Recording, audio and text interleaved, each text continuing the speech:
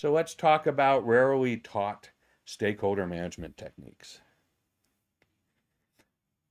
One of the things that I've noticed is that there's this big shift that happens when we move from being a individual contributor to a UX leader. An individual contributor, when we think of it this way, often referred to as an IC. An individual contributor is a member of the team who basically is doing assignment work.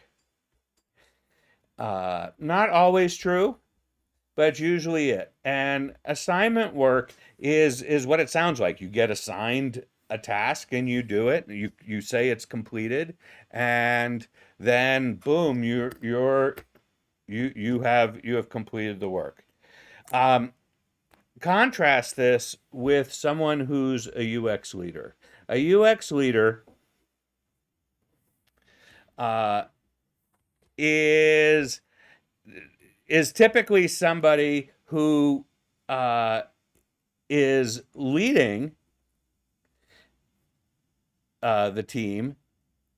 But keep in mind that leading is not the same as managing. It could be that they're a manager, but in many instances, they're not a manager.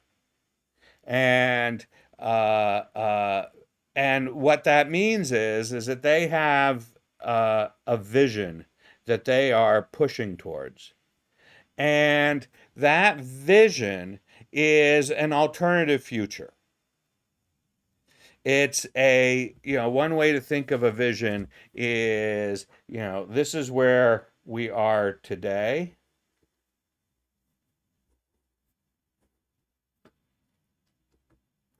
and on a timeline, and this is some future point, let's say 1 year from now, and so this is what happens no matter what if we do nothing.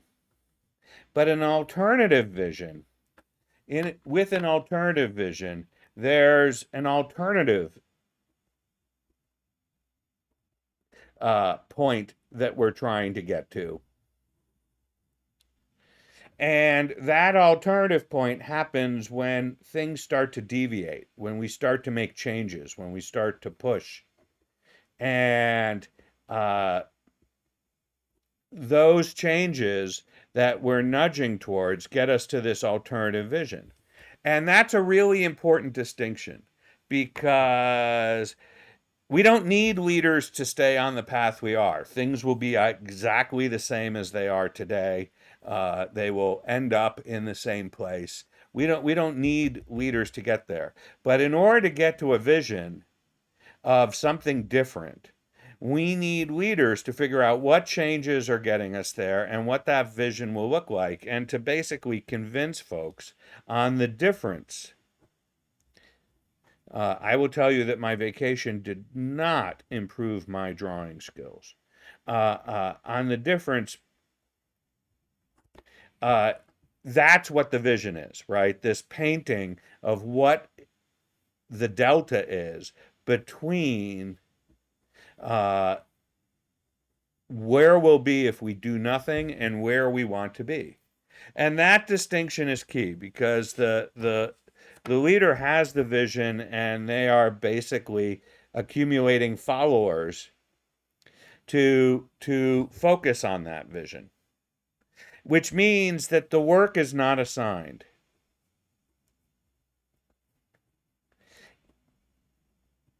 And that distinction is really critical, right? Because this is not work that anybody asked for. Nobody asked for this alternative vision. That's something that we're bringing to the table, and we're saying this is where we want to go. We have to persuade folks to get in love with this vision, so much so that they want to do the work to get there. But then at the same time, we want to make sure that everybody understands it, and we have to sort of position ourselves and say, look, there's a lot of hard work to get here. And so what's happening when this transformation occurs from individual contributor to leader is that we get to this point of um, moving from someone who is just sort of a worker bee doing the tasks that are assigned them to someone who's actually contributing almost as a peer, even though in the org chart we might not be seen as a peer. We're contributing towards the mutual success of everybody, but at the same time nudging the organization to get to this vision. And the thing about this is that this is there are some key differences here, right? What we're talking about when we talk about these shifts is that this is very tactical work. And the individual contributor is very tactical work, whereas um, the UX leader is now trying to work a lot more strategically. Strategical. That's what I wanted. Strategical, yes. Uh, um, and so that difference between tactical work and strategic work is key because this has to focus on benefits. That's part of the idea of the vision, right? When we're working tactically, we're just doing what we're asked for. Someone else is responsible for the benefits of that.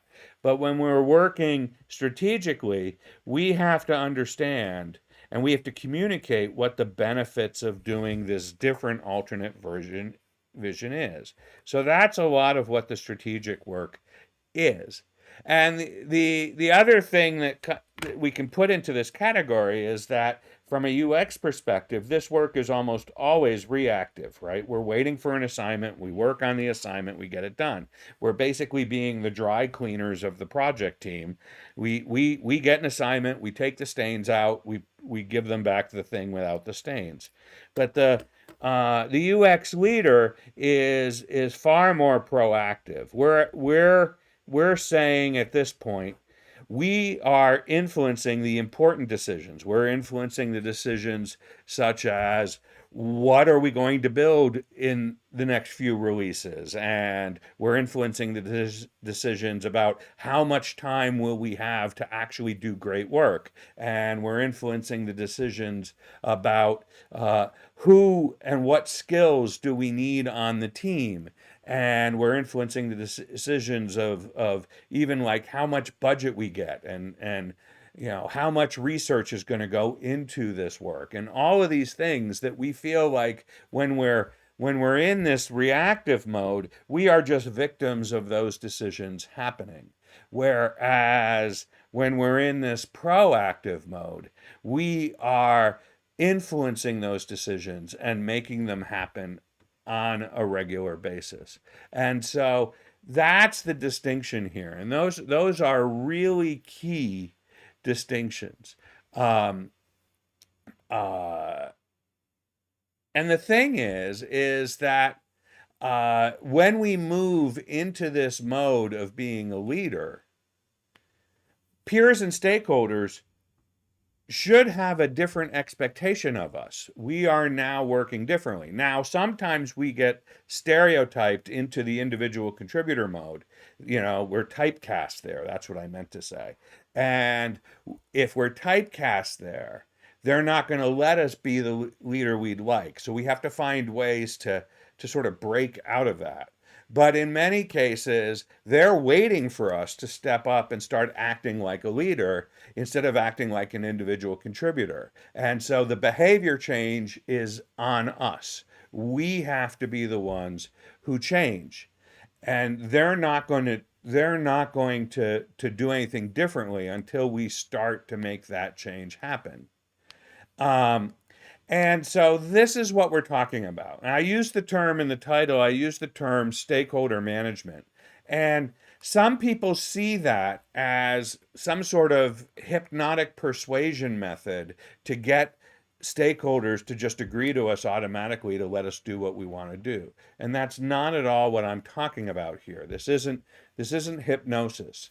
What we're talking about is working together in a way that is mutually beneficial for everybody involved. We want we want everybody to feel like they benefit personally from us doing great work, and that's very much what we're going to talk about. So I've come up with sort of 6 things that we have been teaching in our How to Win Stakeholders and Influence Decisions program. This is our 16-week program that we give for people who are making this transition or who have made this transition but are feeling caught, that they are getting trapped in that individual contributor mode when they really want to be is in that leadership mode. And we've had the techniques that I picked out to talk about today are all things that have come back to us from people who've gone through the program as being the most important things that they actually got out of the program. So we're sort of going to do a greatest hits out of the program. And it's basically a bunch of ways to frame what we're doing that is far more strategic, far more proactive, and far more in this leadership mindset than being in the individual mindset. And so the first one that I want to talk about is the phrase, how can I help you be successful? This is an incredibly powerful phrase to say to a stakeholder, to someone in the organization, um, how can I help you with this? How can I help you be successful at what you are trying to do? And when we start the conversation with that, or in some cases end the conversation with that, which was really a fascinating thing that I learned recently. A friend pointed out that they have a work colleague who ends every conversation that they have with, how can I help you now? Thank you for meeting with me. Thank you for talking for me. How can I be helpful to you? And I just love that. But this idea of asking the question, how can I help you be successful? Uh, really has real power to it, because first, it puts us solidly in their camp. We're not coming to ask them for something. We're not coming to demand something from them. We are coming to position ourselves as, we have capabilities, we have expertise, we have knowledge, and those things could be used to help them be successful. So going to a product manager, going to an executive, one of the members of the Win Stakeholders and Influence Decisions program told us that they went to the head of their operations team and they had a conversation of, how can I help, how can my team help the operations team be successful? It turns out by designing better tools. And that, having that conversation is a way for us to look for opportunities to benefit both us and them, because we're coming from a position of strength, what we can do, what we know how to do, but at the same time we want to use that strength to benefit others in the organization, to help them succeed. And of course, when we do that, we get some once we get people excited about what that benefit might be, what we could do for them, then we get some leeway into say, well, how would we do that that would be most effective? We get some opportunity to share the process, the mechanism, the methods of how we're going to do that. But we do that after we talk about what success looks like for them, what it would be that we could help get them there. And what we're seeking here is a notion of what we call common ground. there's all organizations have politics. Um, Even the ones where everybody gets along, there are still politics because all politics have sort of two phases to them. One is a surfacing of agendas, and the other is a potential conflict when the agendas are not aligned. And people talk about politics, people talk about a workplace being political when that conflict is visible, because it's the conflict that makes all the things that we don't like about political workplaces. But it turns out that there are other things that contribute to politics. There are other things that get in our way, and those other things are just misaligned agendas, right? So if we get the agendas out, if we understand what the agenda is, we can start to align it. And when we align agendas, what we're actually doing there is we are getting to a place where we're discovering common ground. Common ground is the opportunity for us to say, "Oh, you're trying to do that. We're trying to do that too. You want to do it this way. That's great. We want to do it that way too."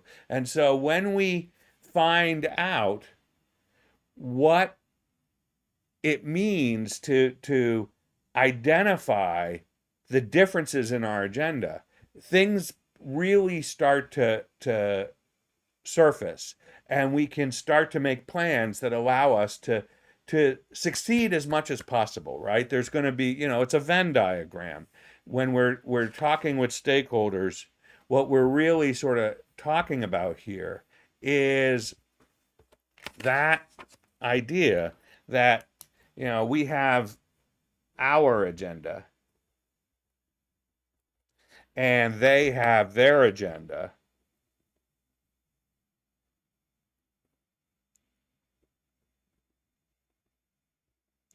And uh, uh, uh, let me spell their correctly. There we go. Their agenda, and there's an overlap, and this in here is the common ground, right? These are the places where our agendas overlap, and when we can identify what this is, the bigger we can make this, the more work we can do together, the better off things get. However, this is it's the items in the agenda that are unique to each of our agendas where we're going to have to figure out some sort of trade-offs or compromise uh, in order to achieve them. But the common ground is where we want to start, and the bigger we can make that common ground, the more that it um, we can get that to happen, the better off we are. So we want to focus on that common ground, and this idea of asking this question, how can I help you to be successful? This is the centerpiece of something we spend a lot of time on in Winning Stakeholders and Influencing Decisions program. It's called servant leadership. And that question is at the center of servant leadership. It's absolutely the place where we want to um, uh, to very much uh, focus on what it means to really help others be successful. Because if our vision is going to work, right? Remember that as a leader, we have a vision. And as a leader, we're trying to get people to change to get to that vision. It's going to be much easier if they see this change as leading to their success.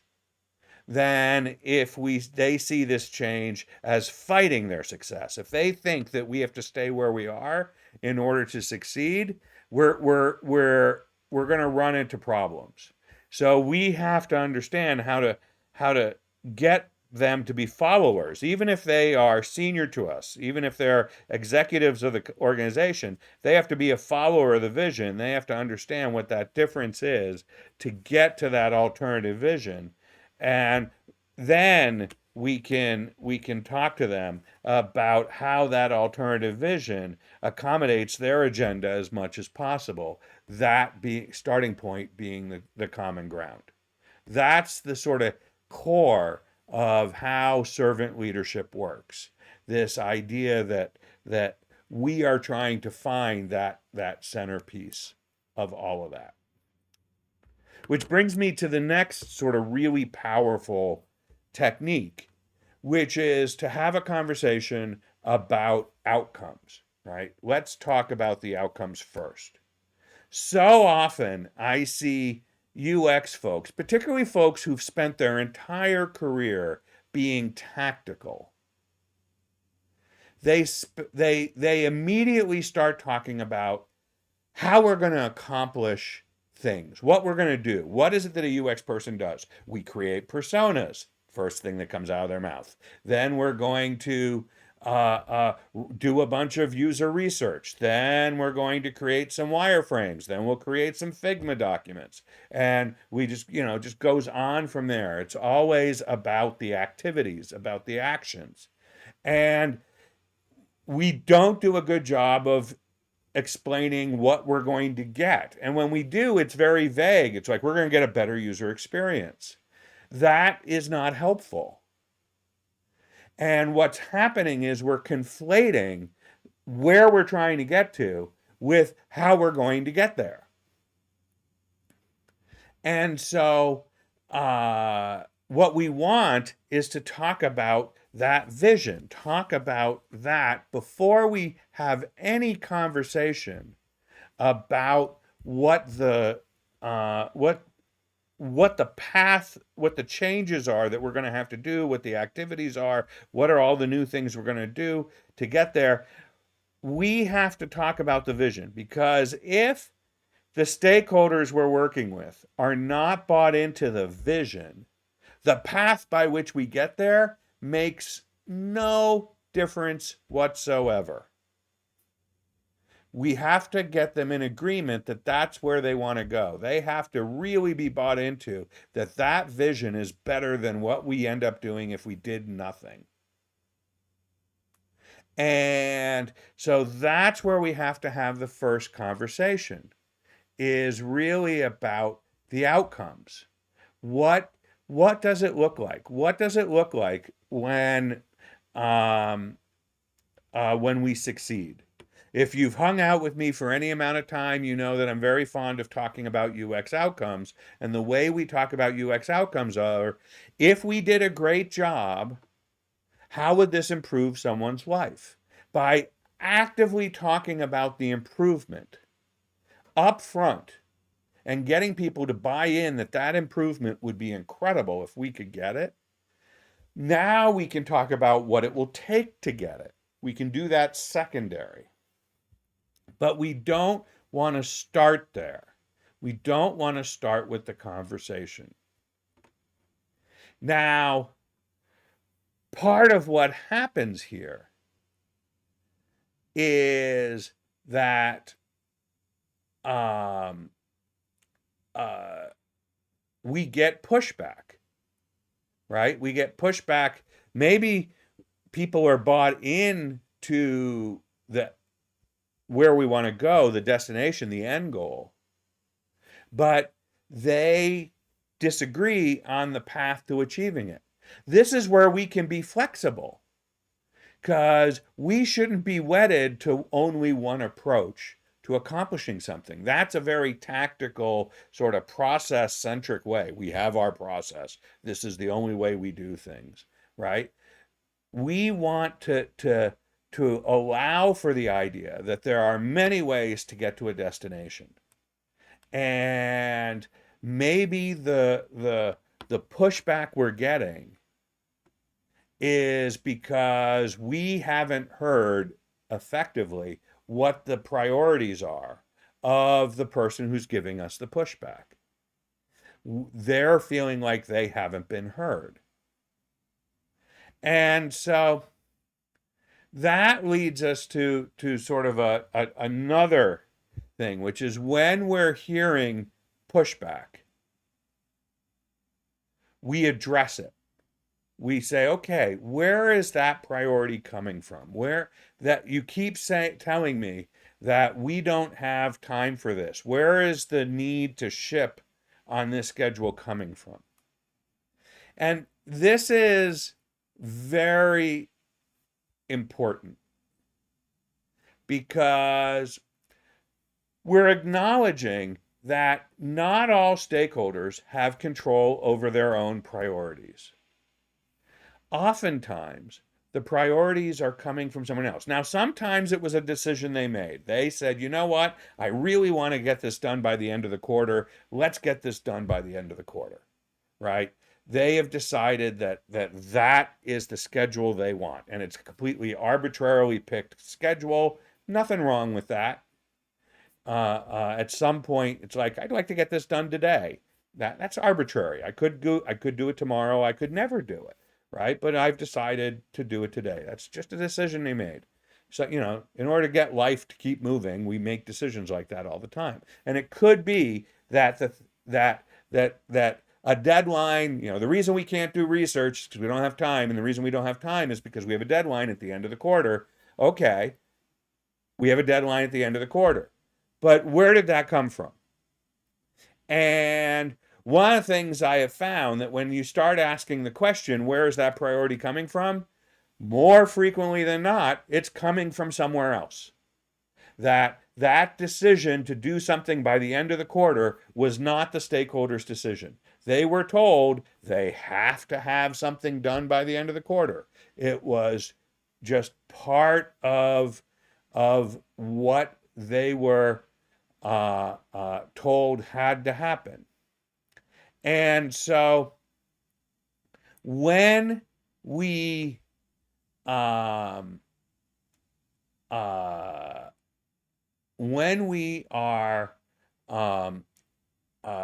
asking that question, we allow space for the stakeholder to say, this is not their doing, or not 100% their doing.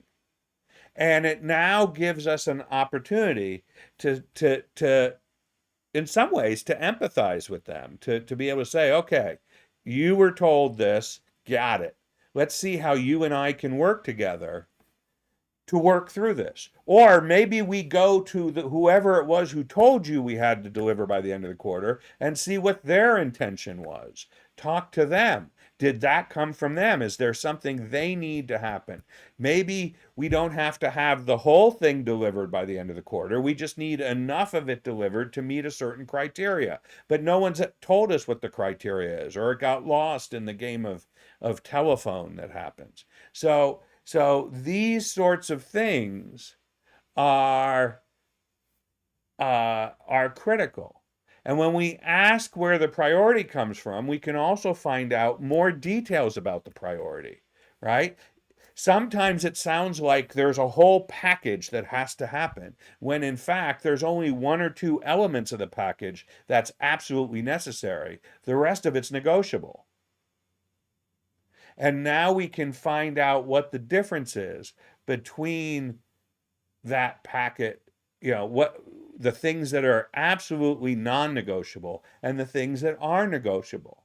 And it could be that the difference between those two categories actually open up some flexibility for us to make sure that we get this much done by the deadline. And then we can do the rest right after that, when the pressure of the deadline isn't as strong. So there's all sorts of opportunities, but if we don't ask where the priority is coming from, we just make all sorts of assumptions about what the package is, what the priorities are, everything that goes with it. And it's possible that the priority is to reach a certain end goal. We have to have something to give customers by the end of the quarter. Okay.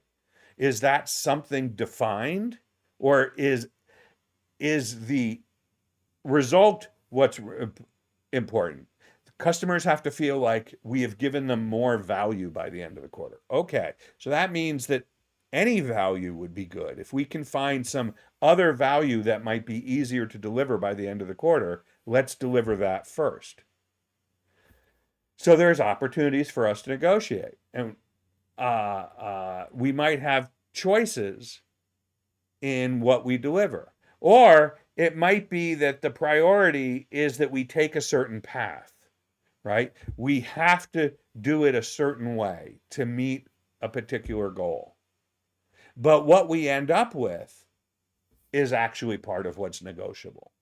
When we have the conversation about what the priorities are and where they come from, we get all these details that allow us to know what's negotiable and what isn't. And this is key. This idea of asking people when we're getting pushback what the priority is sort of the core for what we call assuming best intentions. When we go into a conversation assuming that everybody wants to deliver a great product, there are just these constraints, these things that we have to design within that we need to understand. That is really what we're referring to here. So we're trying to understand how to move forward best when we assume best intentions. Which brings me to the next piece, which is making sure that the people we're talking to feel that they're being heard. We can be listening to them, but how do we signal that we're listening? And there's a little technique that goes under the label of active listening, which is basically when you start practicing active listening, you repeat back what you've heard. So what I hear you saying is, and then you repeat back in your words what you think you heard them say. So this has the advantage right off of making them feel heard. In so many instances that I see where there's conflict, it's often because both parties don't feel heard. We need to do this research. We have a deadline. We can't do research, but we need to do research. We're designing without research, but we have a deadline. We can't do research. And it goes back and forth and back and forth. And we don't resolve the differences. And so by saying, okay, what I hear you're saying is the deadline is critically important and that the priorities weren't from you, but were from the chief product officer. Maybe we could go talk to the chief product officer and understand where these priorities are coming from and where we can negotiate, because it may be a case that there's some flexibility we have, and that'll allow us to understand where we can do research to make the product better and where we can't. Right? So we have this back and forth. And this discussion of listening is key. But the other thing that comes from active listening, and this is one of the things we start with in the Win Stakeholders and Influence Decisions program, is active listening, is because this is a great way to uncover priorities. We can listen to the stakeholder and then have reiterate back to them what we're hearing is most important to them. So what I'm hearing you say is the things that are most important are we do this, and then we do this, and then we do that. And we are now extracting out of all the things they're telling us what we think their priorities are. And they may then come back and correct us. They go, no, you got it wrong. But if we do that well enough, we signal to them that we are hearing what their top priorities are and that we are ready to work within that. And this goes back to the first thing we said. How are we going to help them be successful? So now we can say, okay, we can help you with your priorities. This is the plan that I think will get us there. And that becomes a key piece of this.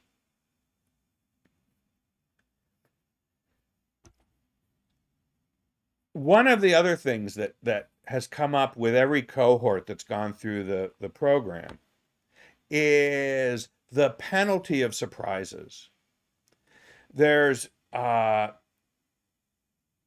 some reason, I don't know if design school teaches people to do this or something, but we think that a lot of our work has to be done separately and secretly with a big reveal at the end. It's sort of the individual contributor mindset. I get an assignment, it's the dry cleaner effect, right? I get an assignment, I go away and I do something. You don't really understand what I do. And in fact, in the case of dry cleaning, you probably don't want to know what I do. And then I bring you back a beautifully clean thing. And you're like, oh, wow, that stain is completely gone. Amazing, right?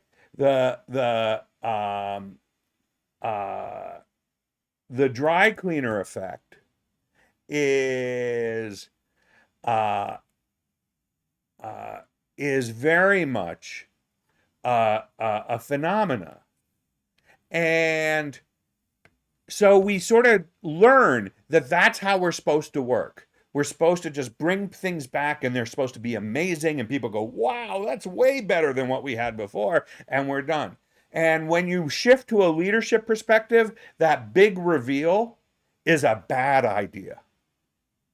It gets you into a tremendous amount of trouble. Because when you're a leader, when you're working towards getting to that alternative vision, it's a team sport, right? That needs to be written down. This is a team activity. And you cannot do this by yourself. If you could do this by yourself, you would just go off and do it. And it would be done. But it ain't happening. You need everybody in the organization to plan this. But everybody's already planning on some other path, either here or maybe here. I mean, they're working on some other thing. And they don't know what you're doing until you come back and do the big reveal. And then they're like, wait a second, I have to make that shift right now? And that doesn't work. They need time to plan for what's going to be different for their team all the way through. And so we need to be more transparent about our thinking. We may not have a solid plan to get to our vision, but as that plan becomes more and more solid, they need to be brought in on it frequently. And so transparency becomes absolutely key to our success. We need to to have transparency so that people don't feel surprised. The sort of conventional thing that I see happen is design gets this brilliant idea on how to make the product better. So then they collect all of the people around. They get development, they get product, they get senior stakeholders, and they do the big reveal. Voila! Here is our new design. And everybody in the room is like, how the hell are we going to make that happen now? And what's going to happen when you change it a month from now because you have one of these big reveals every month? And that's incredibly frustrating.